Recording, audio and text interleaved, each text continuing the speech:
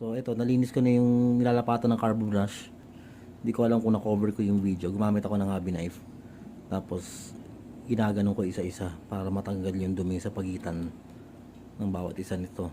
Tapos paano ko siya pinakinis. Hindi ko alam kung nakuha din ng video. Hindi ko, parang na full memory na kasi yung kanina nagkagawa ko ng video ko.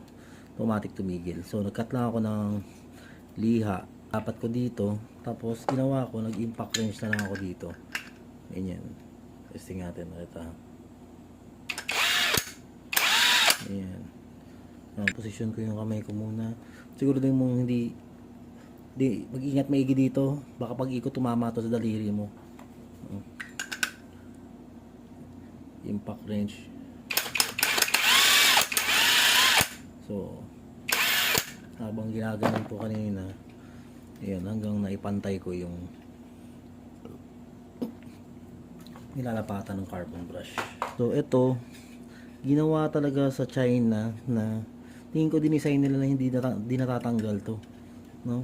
So ano man yung dumi na pumasok dito, nakasya dyan sa pagitan ng blade na yan, pero masyado malaki para hindi makalusot dito sa mga butas na yan. Matatrap yun doon, tas yun ang sisira sa blade at sa pwedeng doon sa motor. Baka yun yung dahilan. Katulad dito meron, no?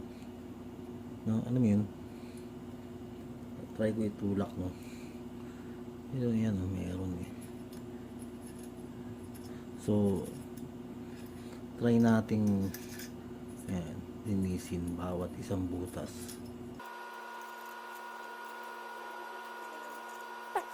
Pero to kanina hindi ko alam kung cover din ng video.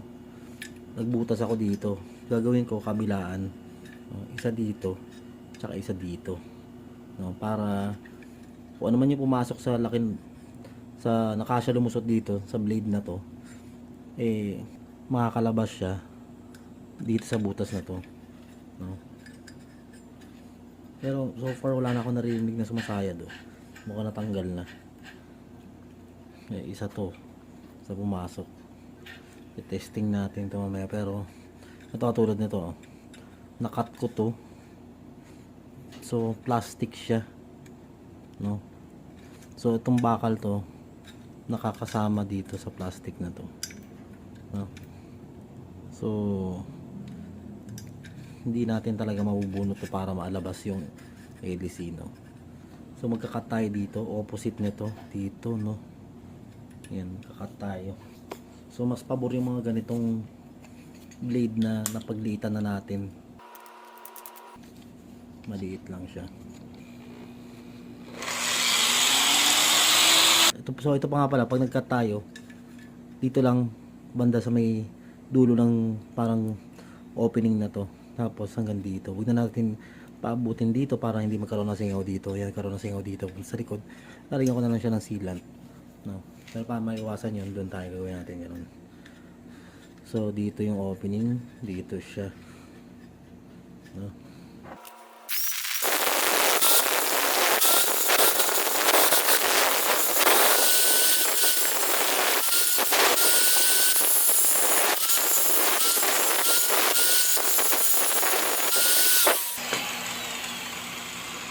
So yun pa nga pala, pag di tayo nag-cut, no, may sariling cut na siya pag ganoon. So madali nang matanggal lang to.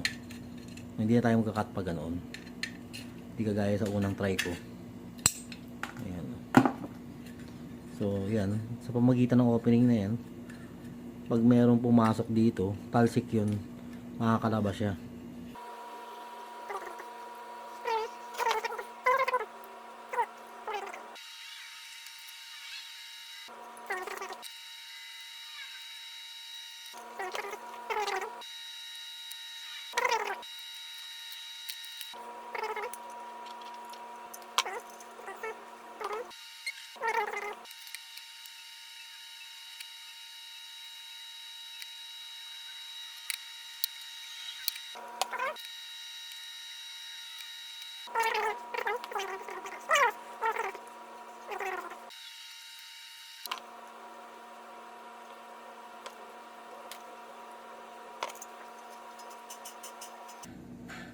So mukhang palitin yung bearing dito, pero try muna natin kung ano makakaya na yun.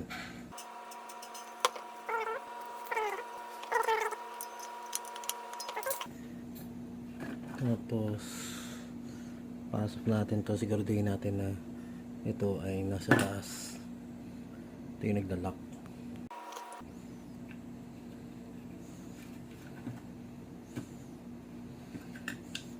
Ayan. So narinig ko nag-lock siya, no? Tapos pasok naman ngayon natin to carbon brush. So far yung carbon brush niya, hindi siya pantay yung kain.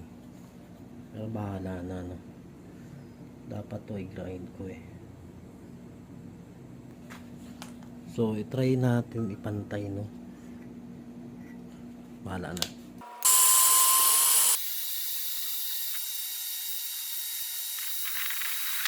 So tinry ko lang pantayin, no? Hopefully ma-break in siya ng, so far pantay naman. So pasok ko na to.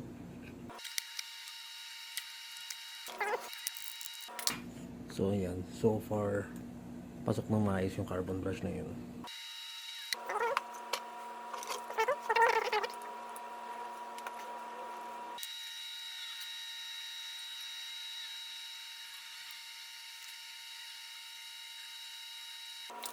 So ininan ko yung carbon brush, no? Napigtal kasi, tumama doon sa LC nung niluluwagan ko yung ay pinapaikot ko yung ano, shaft.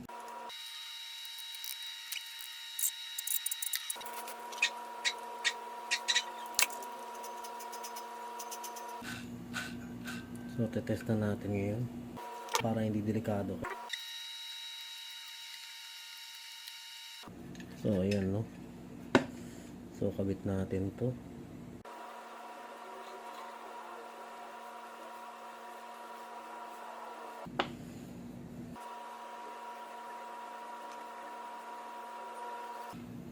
So power na kaagad natin.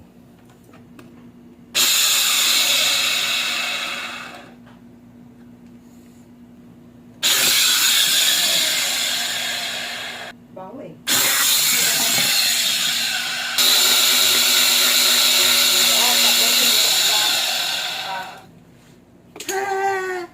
Musok. So wala na talaga yung winding nito. Wala na talaga. So tinry ko lang siya magawa. Pero wala na. Meron na shorted na winding yan. Baho. So dalawa lang yan. Kunin ko yung motor doon sa isa or kung parehas sila sa loob.